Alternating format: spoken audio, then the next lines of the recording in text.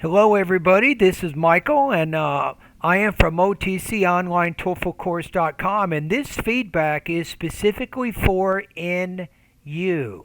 And I am Michael from OTC, and I'm going to listen to your speaking practice test that you sent me.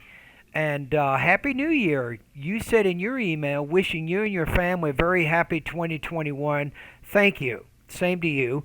I'm sending you an integrated speaking prompt number 4. Please listen to it, evaluate, and grade it.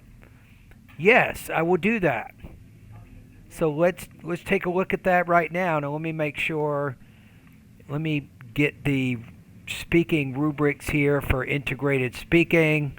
Okay, I'm ready. Ready, Freddy. All right, here we go. In the lecture, Professor explains substitute goods and complement goods and how they influence demand for a particular product. Substitute goods are similar enough to be interchangeable, and so they can be used as a substitute for a product.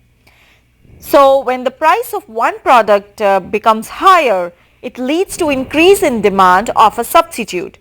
For instance, when the price of butter goes higher, it leads to increase in demand of margarine, its substitute, amongst the consumers, because margarine becomes more affordable and cheap than butter. Second are the complement goods, which complement or complete each other. To use either of these products, a consumer needs both of them together. So when the price of one product increases, it leads to decrease in demand of both the products. For instance, when CD players become more And here's the expensive, it example. leads to decrease in demand of I was both waiting for that. CDs and CD players, as both of them can be used together. Okay, so let's see. So I'm going to listen to it again, and just to be safe, this is a good response. So you're speaking very clearly for the most part. You had good control of your language use and topic development. The only thing I might suggest in topic development is more voice markers that can help you acknowledge the speaker's ideas. Right? Okay, let's listen to it one more time. In the lecture, Professor explains substitute goods and complement goods and how they influence demand for a particular product. Substitute goods are similar enough to be interchangeable, and so they can be used as a substitute for a product. So when the price of one product becomes higher, it leads to increase in demand of a substitute. For Okay. instance, when the price of butter goes higher, it leads to increase in demand of margarine, its substitute. Okay, that's a good. I like how you're framing and explaining the example, right? So you're making it understandable. Just throw a few more reporting verbs in there to help acknowledge that this is indeed information coming from the lecture. Amongst the consumers, because margarine Very formal amongst the consumers. You're the first person this year, 2021, to use the word amongst. becomes more affordable and cheap than butter. Second are the complement goods, which complement or complete each other. To use either of these products, a consumer needs both of them Say a consumer, not consumer. Consumer. together. So when the price of one product increases, it leads to decrease in demand of both the products. Okay. For instance, when CD players become more expensive, it leads to decrease in demand of both CDs and CD players, as both of them can be used together. Okay. All right. So I think on this one, I'm going to put you between. Crap, you're pretty close to 3.5. I'm going to put you at 25 to 27 points on this. This is a very solid effort on your part, very strong response.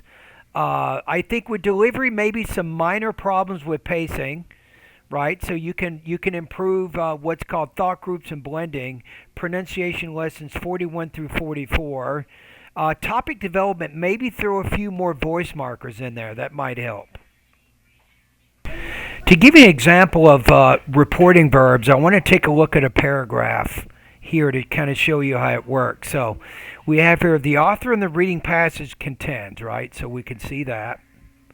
It says that a large part of any language is learned when the children imitate the sounds and words that they hear around them. To illustrate, the author gives an example of a 2-year-old who often repeated words that her mother spoke to her. And then we're moving to the next speaker, right? So the speaker in the listening passage, you have in contrast, casts doubt on the validity of the imitation theory. He believes that children often don't and can't imitate what they hear in their language-rich environment. According to him, children learn a language by constructing its rules as they go along. Therefore, most language, according to the speaker, is not learned through imitation. So notice in just this short paragraph, we have 1, 2, 3, 4, 5, 6. We have 6 different voice markers to acknowledge the information as coming from the reading and the lecture. So just think about the voice markers. They really frame what you're doing more as an academic summary and not just a bunch of ideas that you're talking about. So that's what I mean by the reporting verbs and the voice markers. Okay, and I think that's it. So thank you for doing the integrated speaking practice test. Happy New Year to you. And good luck with your continuing efforts to improve your academic English. It doesn't take that long before you will reach your TOEFL score. In fact, I just had one of my students, he sent me an email yesterday, and he reached his goal of 107, including 28 points on the writing section. So as you practice, right, over time, you will improve your language use. You'll improve your writing, speaking, whatever it is you want to improve, you will get better.